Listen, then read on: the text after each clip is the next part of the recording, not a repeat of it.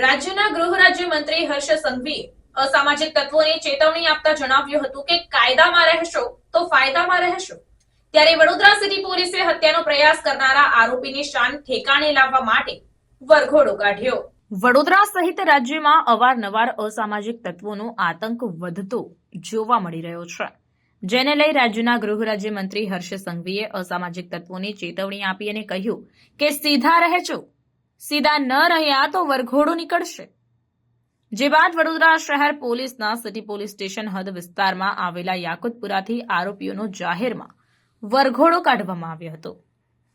અગાઉ રાજ્યના ગૃહ રાજ્યમંત્રીએ અસામાજિક તત્વોને ચેતવણી આપતા કહ્યું હતું કે કાયદામાં રહેશો તો ફાયદામાં રહેશો।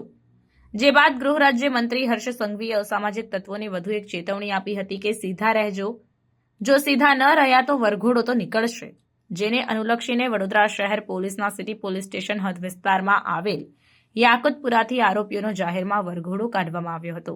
આ આરોપી હત્યાના પ્રયાસમાં સંડોવાયેલા છે અને રિકન્સ્ટ્રક્શનની સાથે વરઘોડો પણ કાઢ્યો હતો। આ આરોપીએ 20 નવેમ્બરના રોજ ભીડભાડવાળી જગ્યાએ હુમલો કર્યો હતો। વડોદરા શહેર પોલીસના સિટી પોલીસ સ્ટેશનના પોલીસ ઇન્સ્પેક્ટર આરબી ચૌહાણ તથા તેમના સ્ટાફ દ્વારા આરોપીને સાથે રાખી લોકોના મનમાં આરોપી બદલ ભય દૂર થાય તેવા હેતુ સાથે જાહેરમાં વરઘોડો કાઢવામાં આવ્યો હતો। અહીંની એક મદાર હોટલ છે, ત્યાં એક ખૂનની કોશિશનો બનાવ બનેલો છે।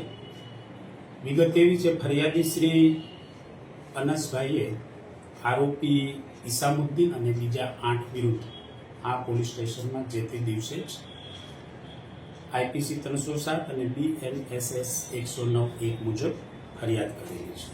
ફરિયાદનું શોર્ટ કન્ટેન્ટ એવું છે કે હાલ જે પકડાયેલ આરોપી છે તેમની સિસ્ટર સાથે કોઈ એક આરોપીને, વિક્ટીમને યા તો ફરિયાદીને કંઈ અફેર છે। એ રંજ રાખી આ તમામ આરોપીઓએ એક સંપ કરી ભોગ બનનારને હાઈવે 3 રસ્તાથી કિડનેપ કરે છે, ત્યાંથી મદાર હોટલ તરફ લઈ જાય છે, ત્યાં ગોંધી રાખે છે। આરોપીઓ ભેગા થઈ હાલના પકડાયેલા આરોપીએ તલવારના ઘા માથામાં મારેલા છે, અન્ય આરોપીએ લાકડી તથા પંચવતી જે હાથમાં પહેરવાનું એક સ્ટીલનું પંચ આવે છે, આ પંચ દ્વારા ભોગ બનનારને ઈજાઓ કરેલી છે। આ ઝઘડા દરમિયાન એક રાહદારી ઇબ્રાહિમ શેખજીવાલા બચાવવા માટે જાય છે, છોડાવવા માટે જાય છે, તેમને પણ ઈજાઓ થાય છે। હાલનો જે પકડાયેલા આરોપી છે અનસ મોહમ્મદ ઇસામુદ્દીન અલાઉદ્દીન સૈયદ, જેની ઉંમર 50 વર્ષ છે અને પોતે યાકુતપુરામાં રહે છે, જેઓ ગઈકાલે નામદાર કોર્ટમાં સરેન્ડર થતા આજે તેઓને લઈ આવેલા છે પોલીસ ઇન્વેસ્ટિગેશન માટે। એમની હાજરીમાં બનાવ સ્થળનું રિકન્સ્ટ્રક્શન પંચનામું તપાસનીશ અધિકારીશ્રીએ કરેલું છે।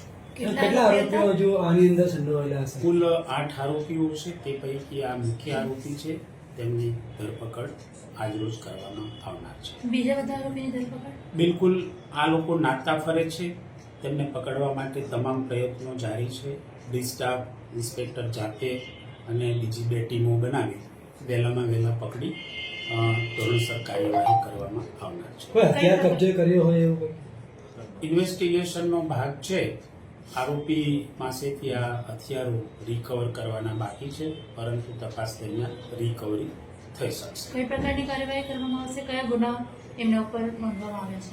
હાલ પકડાયેલા આરોપી વિરુદ્ધ જૂની આઈપીસી કલમ 307, રાયોટિંગ, ગાળીગલોચ, મારામારી અને મારી નાખવાની ધમકી તથા અપહરણ જેવી કલમો હેઠળ ગુનો દાખલ કરે। પ્રાર્થના સંદેશ ન્યૂઝની તમામ લેટેસ્ટ અપડેટ્સ માટે ચેનલને હમણાં જ લાઇક, શેર અને સબસ્ક્રાઇબ કરો।